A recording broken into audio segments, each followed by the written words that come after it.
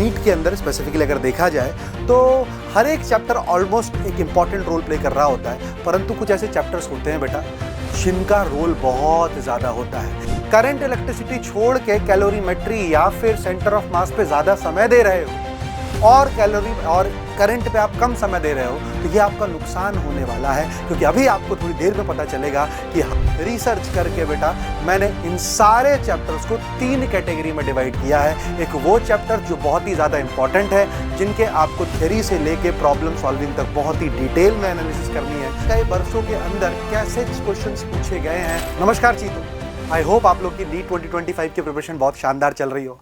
क्या आप जानते हैं 80 से 85% बच्चे, 80 से 85% आई एम टेलिंग यू भाई गाइस, 80 से 85% बच्चे नीट फिजिक्स की जब प्रिपरेशन करते हैं तो एक कॉमन मिस्टेक करते हैं।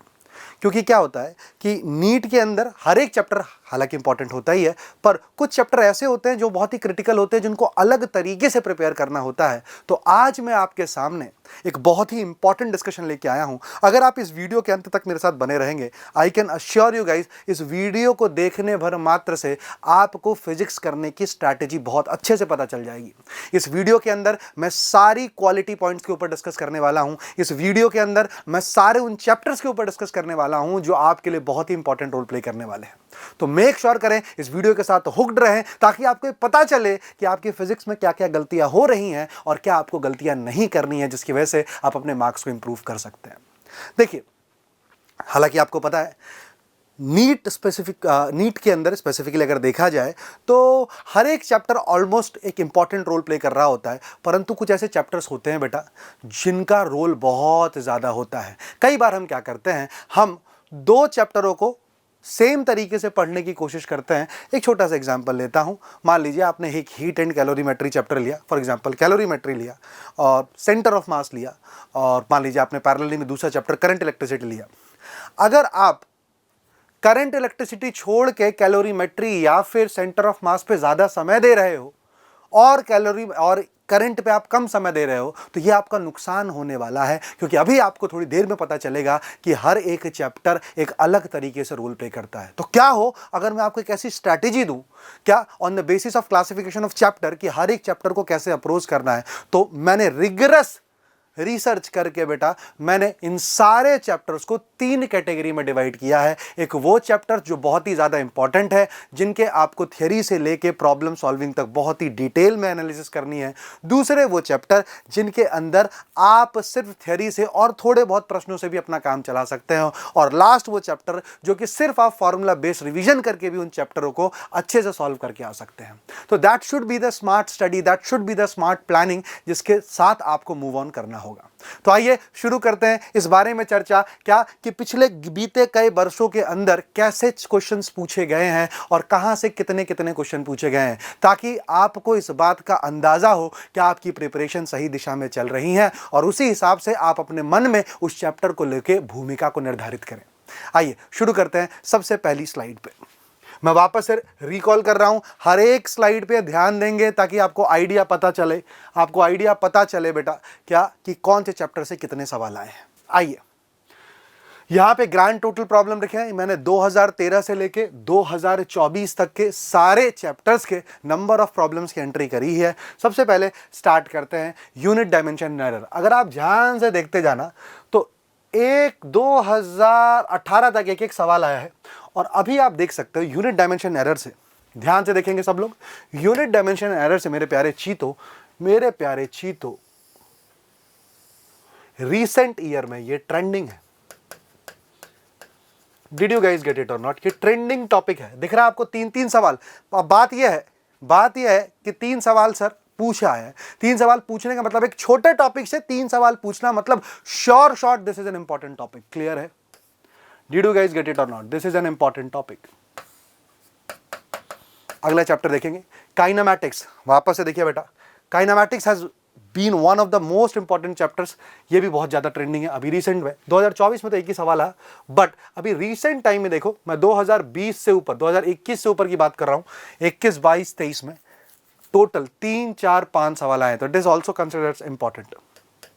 अब ध्यान से देखना, एन एलिमेंट फ्रिक्शन पे एक या दो ही सवाल पूछे जाते हैं। देख रहे हो आप, एनालिम फ्रिक्शन मिला के अपने आप में ये चैप्टर जबकि कितना बड़ा है पर पूछे कितने जाते हैं, एक या दो ही प्रश्न पूछे जाते हैं हर साल। सर्कुलर मोशन और वर्क पावर में वापस से दो दो एक एक सवाल पूछे जाते हैं। करेक्ट है कि सेंटर ऑफ मास से देखना ध्यान से, 2016 के बाद एक भी सवाल नहीं आया है, सीधे 2024 में आया है। अपने आप में देखिए कितना बड़ा चैप्टर है, पर आपको ये पता होना चाहिए कि कितना इंपॉर्टेंट है। 2016 के बाद चीते देख, एक भी सवाल नहीं आया ब्रो, सिर्फ और सिर्फ जाके कहां पे आया बेटा, 2024 में जाके एक सवाल आया। देखते रहना, आगे चलते। रोटेशनल मोशन देखना, 2 2 1 2 दिख रहा है आपको, 2 2 1 2। अब इनके भी कौन से एरियाज है जहां से सवाल पूछे, ये भी मैं आपसे चर्चा करने वाला हूं, तो होल्ड ऑन। आगे चलते हैं। एसएचएम 2 1 1 2 बिल्कुल सही। साउंड वेव कभी आया है कभी नहीं आया, देख लो ध्यान से। ग्रेविटेशन देखो, लगातार 2 सवाल, ये फिक्स है। ग्रेविटेशन लगातार 2 सवाल, ये फिक्स है। कैलोरीमेट्री देख बेटा, आया ही नहीं है, एक सवाल आया। मैं यही बोल रहा था, अपने प्रिपरेशन में वैसा ही अलॉट करना है जैसा कि इसका वेटेज है। हीट ट्रांसफर वापस से बहुत कम। केटीजी एक एक सवाल फिक्स है। थर्मोडायनामिक्स ध्यान से देखना, थर्मोडायनामिक्स एक एक एक सवाल, क्लियर है कि नहीं, बिल्कुल। थर्मल एक्सपांशन एक सवाल, इलास्टिसिटी एक सवाल। मैं अगर इन सबको एक पैरामीटर मानूं, हीट ट्रांसफर से लेके नहीं, केटीजी से लेके हीट ट्रांसफर तक, केटीजी से लेके इलास्टिसिटी तक, इनको अगर मैं एक ब्लॉक में रखता हूं बेटा, तो तकरीबन बहुत सारे सवाल हैं, दिख रहे हैं आप लोगों को, अलग अलग कैटेगरी में पूछे गए। ठीक है, चलो आगे चलते हैं। फ्लूइड मैकेनिक्स देखिए आप, 1 2 2 1 बिल्कुल सही जवाब। इलेक्ट्रोस्टैट्स 2 1 3 2 देखो, 2 अभी रिसेंट टाइम में ट्रेंडिंग हो गया, पहले बहुत कम आते थे, पर रिसेंट टाइम में ये भी एक क्या हो चुका है, ट्रेंडिंग टॉपिक, ये ट्रेंडिंग है बिल्कुल। फिर आता है करंट इलेक्ट्रिसिटी, ध्यान से देखना बेटा, इस पूरे कॉलम में करंट इलेक्ट्रिसिटी का रोल देखो आप एक बार, टोटल नंबर ऑफ क्वेश्चंस पे रोल देखो, टोटल नंबर ऑफ क्वेश्चंस पे 43 है यार Surya sir, 43 is a huge number. और हर साल देखिए 4 3 3 4 4 4, मतलब भैया 16 नंबर के प्रश्न कंफर्म आ रहे हैं यहां से, तो इसमें बिल्कुल भी आप गलती नहीं कर सकते हो। आप सोच लो कि भैया हम कर लेते हैं सर वो वाले चैप्टर सेंटर ऑफ मास किए वाली, खाली करंट इलेक्ट्रिसिटी थोड़ा हमारा कमजोर है, थोड़ा सा कमजोर में मैटर क्या हो जाएगा दोस्तों, क्लोज, मैटर क्या हो जाएगा, close. So try to figure it out, है ना, आप इसको सोचो बच्चा, है ना, इसको सोचना बहुत जरूरी है कि हाँ यार ये चैप्टर बहुत ज्यादा इंपॉर्टेंट है, बहुत सीरियसनेस है इस चैप्टर की। देखिए कैपेसिटेंस भी छोटा चैप्टर है, बट स्टिल 4 3 1 2 ये भी इंपॉर्टेंट है, ये भी ट्रेंडिंग है कैपेसिटेंस, बिल्कुल। मैग्नेटिक इफेक्ट ऑफ करंट देखो 4 4 1 3, बहुत बढ़िया। आगे चलते हैं, मैग्नेटिज्म। अब देखो मैग्नेटिक इफेक्ट ऑफ करंट और मैग्नेटिज्म मिला लोगे तो ये इंपॉर्टेंट चैप्टर बन जाएगा, बहुत ही इंपॉर्टेंट चैप्टर बन जाएगा। उसके बाद आते हैं ईएमआई, 1 2 2 1 वही वाला हाल है जो उसका हल था एनालिम फ्रिक्शन का। देखो अभी रीसेंट टाइम में कर अल्टरनेटिंग करंट, एसी भी बहुत इंपॉर्टेंट चैप्टर हो चुका है दोस्तों रीसेंट टाइम में, है ना, एसी भी बहुत इंपॉर्टेंट चैप्टर हो चुका है। एसी को देखो 2 2 2 3 2, क्योंकि छोटा चैप्टर है इसीलिए वो इंपॉर्टेंट है, छोटा चैप्टर है, और अगर नंबर ऑफ प्रॉब्लम्स में ज्यादा आ रहे हैं that means it's basically an important chapter, तो आप इसमें बिल्कुल भी वो नहीं कर सकते हो। चलो अब देखिए आगे की तरफ, इलेक्ट्रोमैग्नेटिक वेव दिख रहा हो, हर साल 2 सवाल, छोटा chapter, high impact powerful chapters. Ray optics देखिए कितना इंपॉर्टेंट, 4 3 2 2।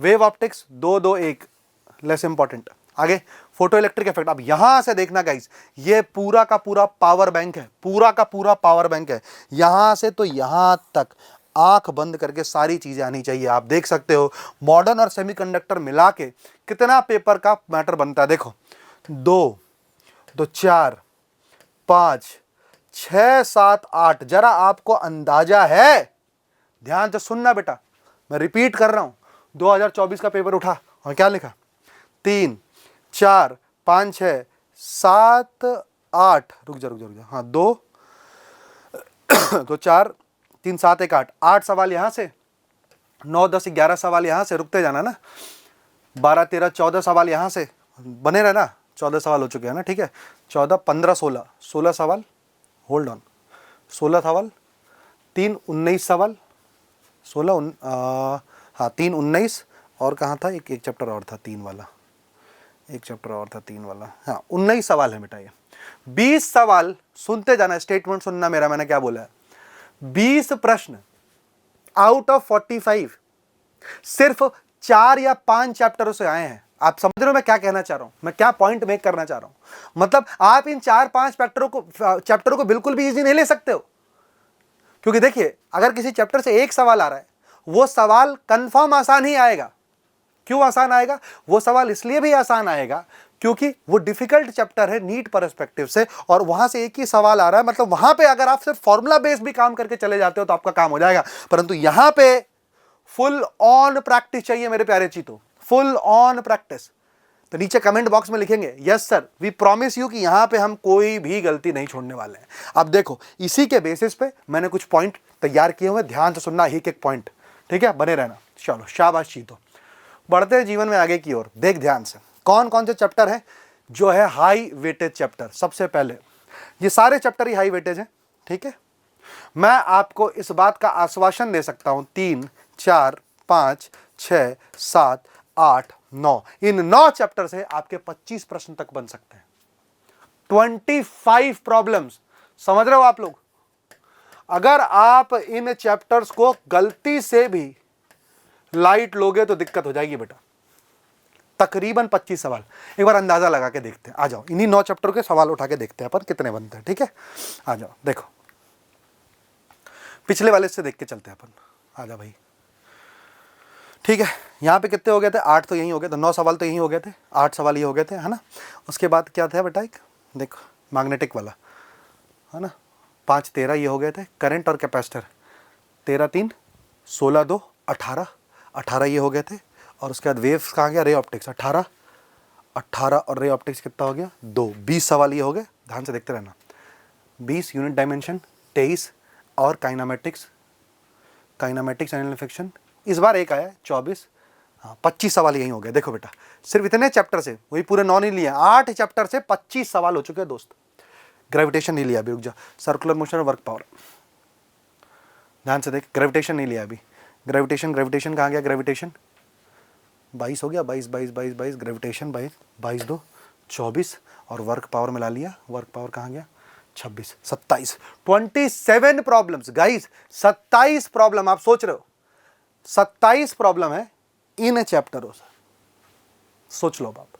ऑन एन एवरेज, अच्छा इस साल 27 है, कोई जरूरी अगले साल 27 होंगे? नहीं 27 नहीं होंगे, लेकिन 22 होंगे। समझ में आई मेरी बात? क्योंकि ये ट्रेंडिंग चैप्टर्स हैं, तो चैप्टर याद रखना है। कृपया करके मैं स्क्रीन के सामने से हट जाता हूं, टेक अ स्क्रीनशॉट। जिनको नहीं दिख रहा है मैं लिख बता देता हूं। पहला है करंट इलेक्ट्रिसिटी, दूसरा है सेमीकंडक्टर, तीसरा है रे ऑप्टिक्स, चौथा है काइनामेटिक्स, पांचवा है photo electric effect matter waves, और छठा है circular motion and work power energy, सातवां है gravitation, capacitance and magnetic effect of current. These are the chapters which are very very very very very important guys, you can not miss it. इसमें मैं एक और chapter add करूंगा, unit dimension and error. Unit dimension and error, बस तुमने अगर ये आराम से कर लिया, अच्छे सारे PYQ कर लिए, जितने भी आपके एग्जाम में पेपर आए उन सबको एक आध बार लुकआउट कर लिया, साथ ही साथ में अगर पॉसिबल हुआ जेई मेंस के पिछले 2 साल के सवाल कर लिए, मैं बोल रहा हूं फोड़ डालोगे पेपर में, एकदम फोड़ डालोगे। अभी जो मैं बता रहा हूं, मैं अभी आपको बता रहा हूं, कई बार ना अभी हम ना बहुत लैकूना फील करते हैं अपनी प्रिपरेशन को लेकर। हमने ना, हमें सेल्फ डाउट हो रहा होता है कि यार होगा कि नहीं होगा। इन दैट केस सिनेरियो बेटा, सेल्फ डाउट इसलिए होता है क्योंकि आपको लगता है कि यार इतनी सारी चीजें पढ़ने को है। अपनी पढ़ाई को बराबर रूप से तोड़ना स्टार्ट करो। फॉर एग्जांपल जिंदगी में आप चीजों को प्रायोरिटाइज करते हो, राइट? फॉर एग्जांपल आपको पार्टी में जाना है, आपके घर में किसी की तबीयत खराब है, तो आप किसको प्रायोरिटाइज करोगे? तबीयत जिसकी खराब है पहले उसको प्रायोरिटाइज करोगे, बाद में पार्टी को प्रायोरिटाइज करोगे। कुछ कमेंट बॉक्स में लिख रहे होंगे नहीं सर हम तो सेकंड ही कर लेंगे। Anyways the point is that we need to prioritise. मेरा बताने का उद्देश्य सिर्फ इतना है, ये जो चैप्टर मैंने आपको बताया इनको प्रायोरिटी पे रखना है भाई। इनमें कोई भी नहीं, इनमें पूरे PYQ मेरे हुए होने चाहिए, सारे क्लास नोट्स के सवाल मेरे से बनने चाहिए, सारे कंसेप्ट मुझे आने चाहिए। इसमें कोई भी ढिलाई नहीं दूंगा मैं 1% भी। इसके अंदर मैक्सिमम टाइम मेरे को लगाना है। समझ में आएगा छोटे? Yes sir. बढ़ते आगे की तरफ मेरे प्यारे चीतों। उसके बाद आता है मॉडरेट वेटेज टॉपिक्स।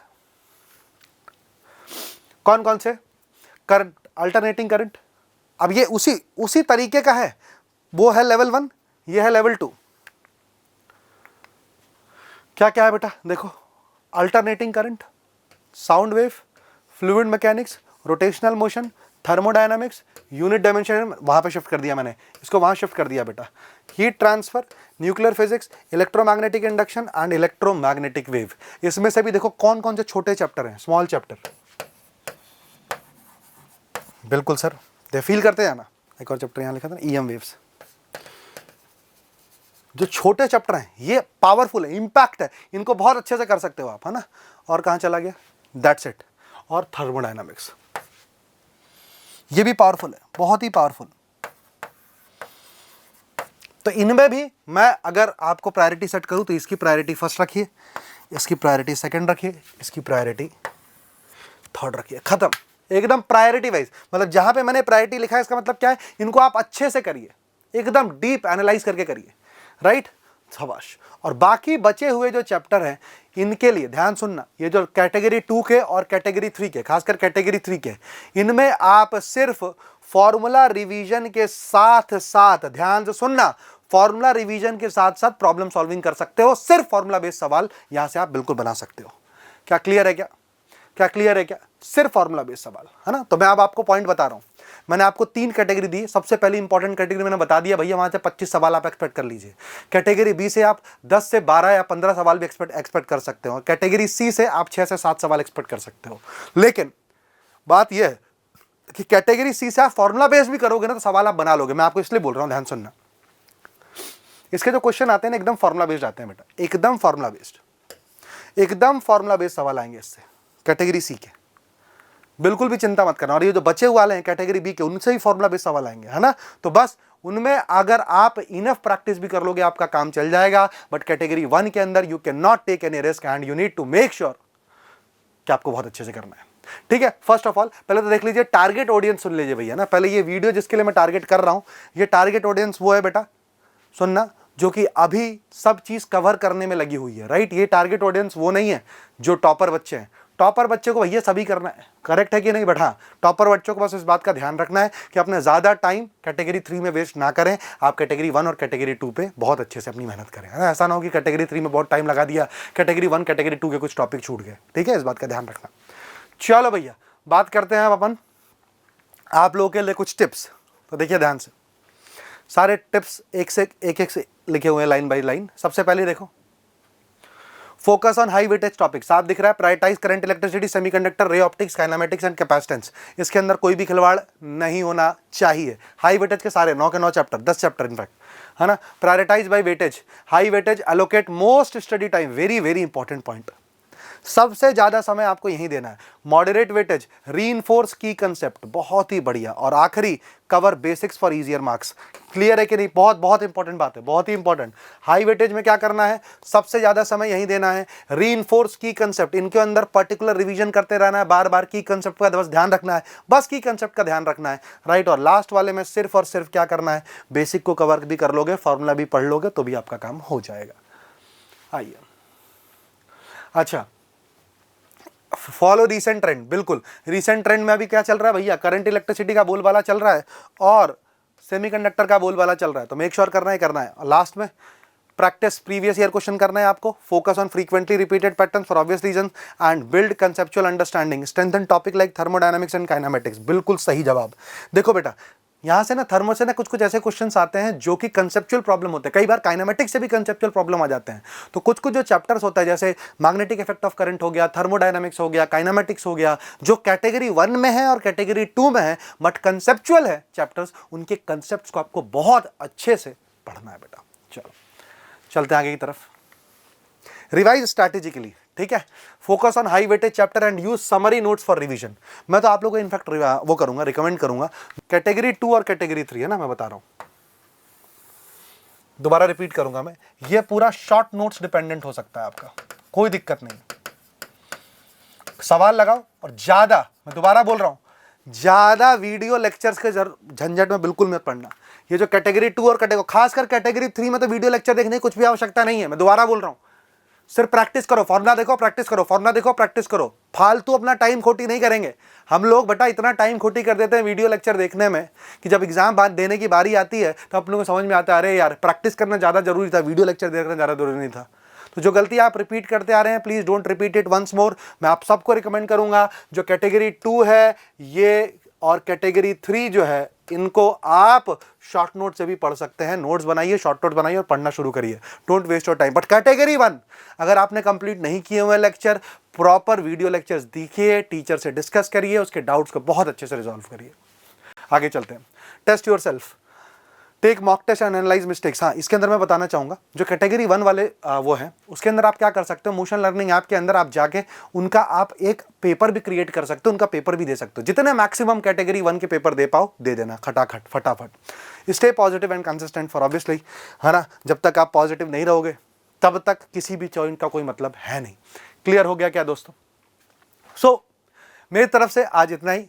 मैं उम्मीद करता हूं मैंने आपको सारी बातें बताई हो। वापस एक बार मैं रिकॉल कर देता हूं, ध्यान से सुनना मैंने क्या क्या बोला है। मैंने कैटेगरी ए बनाया, कैटेगरी बी बनाया, कैटेगरी सी बनाया। मैंने आपको बताया कैटेगरी ए के जो चैप्टर्स हैं that might comprise more than 25 problems और अबाउट 25 प्रॉब्लम्स। तो इनके साथ आप बिल्कुल भी खिलवाड़ ना करें। इसके आप सारे PYQ करें। अगर आपने इसके वीडियो लेक्चर्स अभी नहीं लिए हैं, start taking the video lectures, है ना। और दूसरे नंबर पर मैंने इसको क्या बताया, अगर पॉसिबल हो तो JEE मेंस के पिछले 2-3 साल के PYQ इन चैप्टर के कर लेना, कॉन्फिडेंस फील हो जाएगा। कंफर्म बता रहा हूं, कंफर्म। ये 10 चैप्टर में तेरा कॉन्फिडेंस आया ना, तेरा आधी फिजिक्स में कॉन्फिडेंस आ जाएगा। दूसरा जो कैटेगरी 2 के चैप्टर्स हैं, मैंने आपको उसके लिए बताया कि भैया शॉर्ट नोट्स बनाओ। उसके लिए क्या बनाओ, शॉर्ट नोट्स बनाओ। उसके लिए सिर्फ आप PYQ भी कर लोगे, एक्स्ट्रा एफर्ट मारने की कोई आवश्यकता नहीं है। PYQ भी कर लोगे या फिर आपके मॉड्यूल की भी प्रैक्टिस कर लोगे, आपका काम बिल्कुल बन जाएगा। और कैटेगरी 3 स्पेसिफिकली शॉर्ट नोट्स पे ही डिपेंडेंट हो जाओ। कैटेगरी 2 के अंदर भी हो सकता है कि थोड़े बहुत आपको नोट्स की आवश्यकता पड़े, लेकिन कैटेगरी 3 में आप स्पेसिफिकली कोई समस्या की बात नहीं है। आप सिर्फ और सिर्फ अपने मॉड्यूल के क्वेश्चन लगाएं और फॉर्मूला बेस्ड प्रैक्टिस करें। That's it. इससे ज्यादा आपको कोई भी समस्या की जरूरत नहीं। सो आई होप आप लोगों को सेशन बहुत ही फायदेमंद लगा हो। नीचे कमेंट बॉक्स में जरूर बताइएगा आपके प्यारे SBS सर के बारे में कि आपको ये दैट वीडियो कैसा लगा। ऑलराइट, मैं आपके लिए और ऐसी अमेजिंग वीडियो लाते रहूंगा। बट इस वीडियो के लाने का पर्पस तभी रिजॉल्व होगा जब इस वीडियो की हर एक बात को आप अपने जहन में उतारोगे। तो मिलते हैं किसी और अगले वीडियो में, एक अगले सेशन के साथ। So that's it from my side today. Thank you for patient listening everyone. Bye bye, take care and love you all. शब्बा खैर।